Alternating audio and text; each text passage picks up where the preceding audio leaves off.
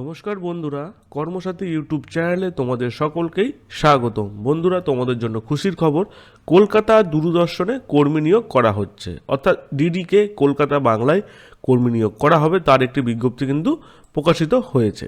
ঠিক আছে, এখানে কিন্তু আবেদন করার বয়সসীমা সর্বোচ্চ 40, অর্থাৎ 18 থেকে 40-এর মধ্যে তোমাদের যদি বয়সসীমা হয়ে থাকে তোমরা খুব সহজে আবেদন করতে পারবে। এছাড়া যোগ্যতা কী লাগছে? উচ্চ মাধ্যমিক পাস বা স্নাতক, অর্থাৎ তুমি যদি উচ্চ মাধ্যমিক পাস করে থাকো তাহলেও আবেদন করতে পারবে, তুমি যদি গ্র্যাজুয়েশন কমপ্লিট করে থাকো তাহলেও আবেদন করতে পারবে। এছাড়া পুরুষ ও মহিলা, তুমি যদি একজন পুরুষ ক্যান্ডিডেট হয়ে থাকো তাহলেও আবেদন করতে পারবে, তুমি যদি একজন মহিলা ক্যান্ডিডেট হয়ে থাকো তাহলেও আবেদন করতে পারবে। আর এটি কিন্তু সমস্ত জেলা থেকে আবেদন করা যাবে। পশ্চিমবঙ্গের 23টি জেলার উভয় চাকরি প্রার্থী আবেদনযোগ্য। বেতন থাকছে 21,000 টাকা থেকে। ঠিক আছে, তো স্টেপ বাই স্টেপ আমি ভিডিওটির মাধ্যমে তোমাদের দেখিয়ে দেবো। তার আগে বলি বন্ধুরা, এটি আমাদের নতুন একটি ইউটিউব চ্যানেল, সেক্ষেত্রে তোমাদের কাছে বিনীত অনুরোধ, চ্যানেলটিকে তোমরা অবশ্যই লাইক ও সাবস্ক্রাইব করতে ভুলবে না। তোমাদের একটি লাইক ও সাবস্ক্রাইবে খুবই মোটিভেটেড করে নতুন নতুন ভিডিও এই চ্যানেলে আপলোড করার জন্য। তাছাড়া বন্ধুরা, তোমাদের সুবিধার্থে আমরা একটি ডেডিকেটেড টেলিগ্রাম চ্যানেল ও হোয়াটসঅ্যাপ চ্যানেল ওপেন করেছি, সেখানেও চাকরির সমস্ত আপডেট রেগুলার দেওয়া হয়ে থাকে ওয়েবসাইটের মাধ্যমে ও ইউটিউবের মাধ্যমে। সেক্ষেত্রে তোমরা যারা এখনও জয়েন্ট হওনি অবশ্যই জয়েন্ট হয়ে যাও। সেই টেলিগ্রাম ও হোয়াটসঅ্যাপ চ্যানেলের লিঙ্ক আমার ভিডিও ডেসক্রিপশানে দেওয়া আছে, সেখান থেকে কিন্তু তোমরা জয়েন হয়ে যেতে পারো। ওকে, তো চলো স্টেপ বাই স্টেপ দেখিয়ে দিই আজকের ভিডিওতে কীভাবে তোমরা এখানে আবেদন করবে এবং কী কী তথ্য উল্লেখ করা আছে। তো দেখো বন্ধুরা, তোমরা অনস্ক্রিন দেখতে পাচ্ছ আমি একটি অফিসিয়াল নোটিফিকেশানে চলে এসেছি।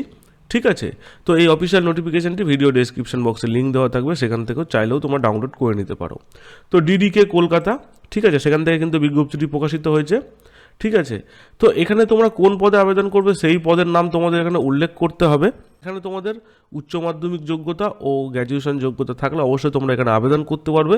এখানে মেল এবং ফিমেল উভয় ক্যান্ডিডেট কিন্তু আবেদনযোগ্য। ঠিক আছে, এখানে তোমাদের নাম লিখে দেবে। ঠিক আছে, এখানে নাম উল্লেখ করতে বলেছে। এখানে তোমাদের ডেট অফ বার্থ, অবশ্যই এখানে তোমাদের ডেট অফ বার্থ দেবে।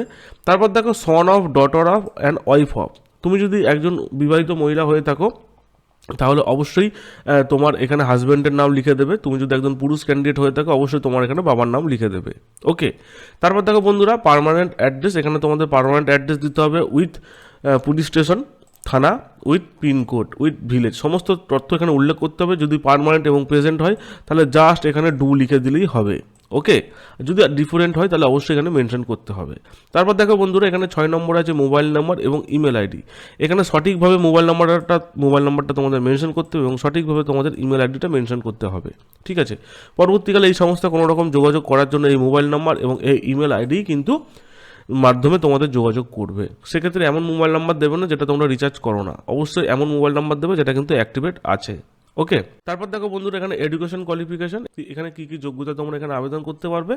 এখানে উচ্চ মাধ্যমিক এবং এখানে গ্র্যাজুয়েশন, এই দুটো যোগ্যতা তোমরা খুব সহজে আবেদন করতে পারবে। ঠিক আছে, তবে এখানে যেহেতু 3টে বক্স দিয়েছে আমি বলবো এখানে মাধ্যমিক পাসের যোগ্যতাটাও উল্লেখ করে দেবে, যে মাধ্যমিক পাস করেছো কিনা, মাধ্যমিক পাস তার ডিটেলস এখানে দেবে। তার সঙ্গে কোন বোর্ড থেকে মাধ্যমিক পাস করেছো এবং কত সালে পাস করেছো সেটাও কিন্তু এখানে মেনশন করে দেবে। ওকে, তারপর এখানে উচ্চ মাধ্যমিক লিখবে অবশ্যই এইচএস, তার সঙ্গে কোন বোর্ড থেকে উচ্চ মাধ্যমিক পাস করেছো সেটা এখানে উল্লেখ করবে এবং কত সালে পাস করেছো সেটা উল্লেখ করবে। এবার তুমি যদি অনলি ফর উচ্চ মাধ্যমিক পাস যোগ্যতা, এইচএস পাস যোগ্যতা আবেদন করতে চাও, ব্যাস এইটুকুনি ডিটেলস লিখলেই হবে। বাট তুমি যদি গ্র্যাজুয়েশন পাস যোগ্যতা আবেদন করতে চাও তাহলে অবশ্যই এখানে কিন্তু গ্র্যাজুয়েশন পাস যোগ্যতার ডিটেলস উল্লেখ করতে হবে। কোন বোর্ড থেকে উচ্চ মাধ্যমিক পাস করেছো বা গ্র্যাজুয়েশন পাস করেছো সেটা কিন্তু উল্লেখ করবে এবং কত সালে গ্র্যাজুয়েশন পাস করেছো সেটাও কিন্তু এখানে উল্লেখ করবে।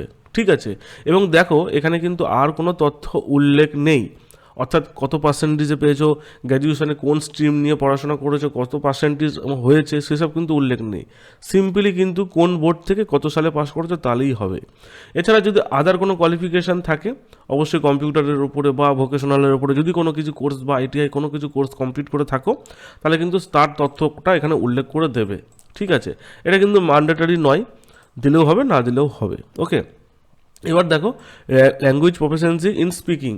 ঠিক আছে, তুমি বলতে পারো কী কী ভাষায় সেটা কিন্তু এখানে উল্লেখ করেছে। তুমি যদি বাংলায় বলতে পারো অবশ্যই বাংলায় টিক, তুমি যদি ইংলিশে কথা বলতে পারো ইংলিশে টিক দেবে, তুমি যদি হিন্দিতে কথা বলতে পারো হিন্দিতে টিক দেবে। তোমার যেটা সুবিধা সেটা কিন্তু দেবে। যদি 3টেই দিতে পারো তাহলে 3টেই দেবে, যদি মনে হয় যে না শুধু বাংলা এবং হিন্দি দিলেই হবে তাহলে হিন্দি দেবে।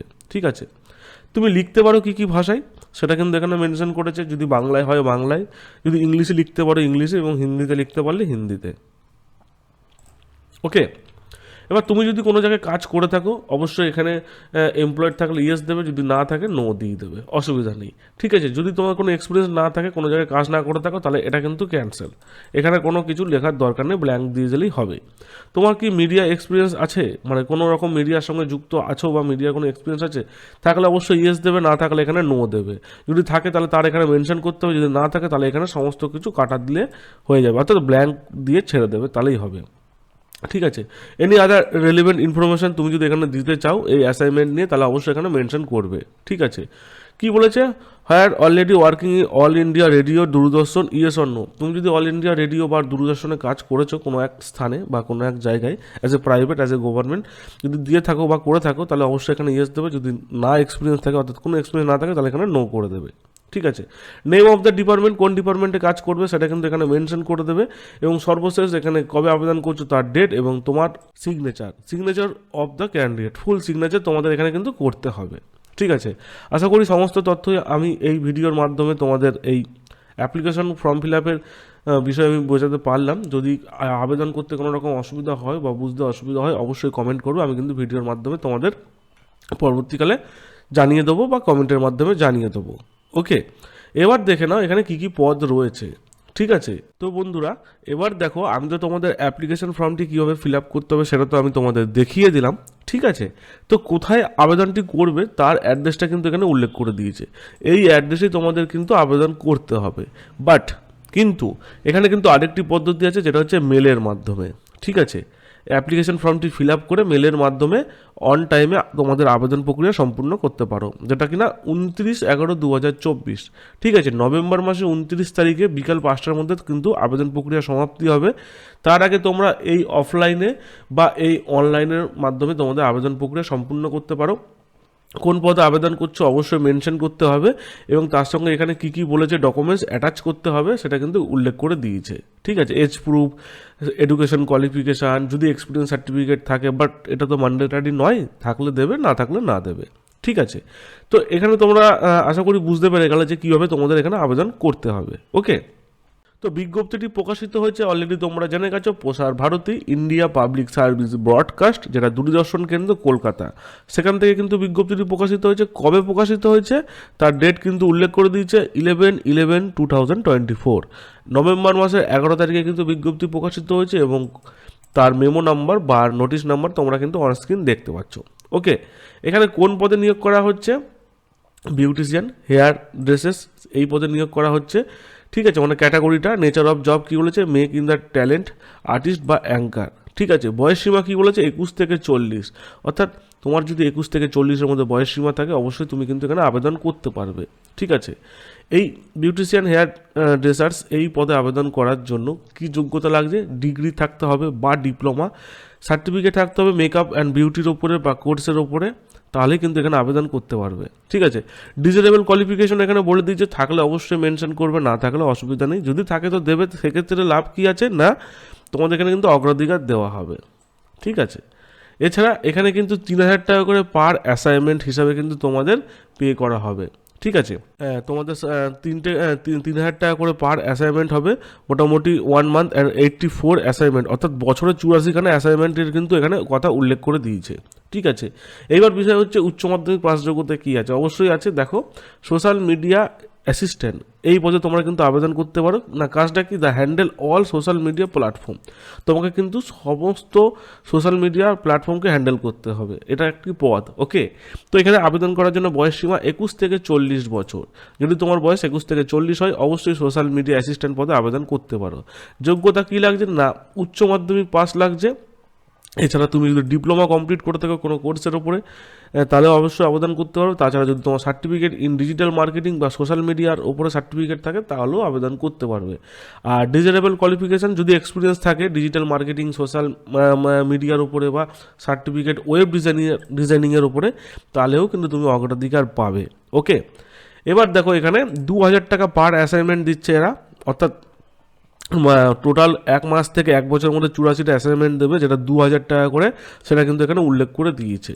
ঠিক আছে, আশা করি বুঝতে পারলে।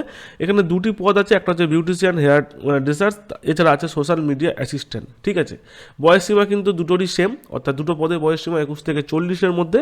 একটা গ্র্যাজুয়েশন লাগছে বা ডিপ্লোমা বা সার্টিফিকেট থাকলেও হবে বিভিন্ন কোর্সের উপরে। আর একটাতে কিন্তু উচ্চ মাধ্যমিক পাস যোগ্যতা লাগছে, যেটা হচ্ছে সোশ্যাল মিডিয়া অ্যাসিস্ট্যান্ট।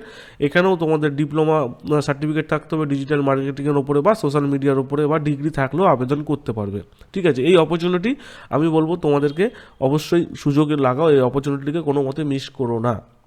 কারণ সোশ্যাল মিডিয়া সবাই চালাতে পারে, প্লাস বয়স সীমাটাও তুমি দেখো 21 থেকে 40, 2,000 টাকা করে অ্যাসাইনমেন্ট দিচ্ছে, খুবই ভালো কিন্তু কাজ। ঠিক আছে, আর বিউটিশিয়ান তো অপরচুনিটি আছেই, যারা বিউটিশিয়ানের উপরে কোর্স করেছো তারাও কিন্তু এখানে আবেদন করতে পারো। ঠিক আছে, আশা করি সমস্ত তথ্য আমি উল্লেখ করে দিলাম। ফর্ম ফিল আপটাও তোমাদের আমি দেখিয়ে দিয়েছি। যদি কোনো রকম বুঝতে অসুবিধা হয় অবশ্যই কমেন্ট করবে, আমি কিন্তু কমেন্টের অ্যান্সার দিয়ে থাকি। আর বন্ধুরা, তোমাদের কাছে একটি রিকোয়েস্ট আছে, অবশ্যই তোমরা আমার এই কথাটি রাখো, তোমরা ভিডিওগুলি দেখো, তোমরা লাইক করো না। অবশ্যই আমার ভিডিও দেখার পর তোমরা লাইক করো, এবং তোমরা অনেকেই ভিডিও দেখার পরে লাইক করো না, যেমন ঠিক সেরকম সাবস্ক্রাইবও করো না। অবশ্যই একটি লাইক, একটু সাবস্ক্রাইব তোমাদের করে দাও। তোমাদের লাইক ও সাবস্ক্রাইবে খুবই মোটিভেটেড করে নতুন নতুন ভিডিও এই চ্যানেলে পাবলিশ করার জন্য। ঠিক আছে, তো এখনকার মতো বাই। পরবর্তীকালে নতুন কোনো চাকরির বিজ্ঞপ্তি প্রকাশিত হলে অবশ্যই আমি এই ইউটিউব চ্যানেলের মাধ্যমে তোমাদের সামনে তুলে ধরবো।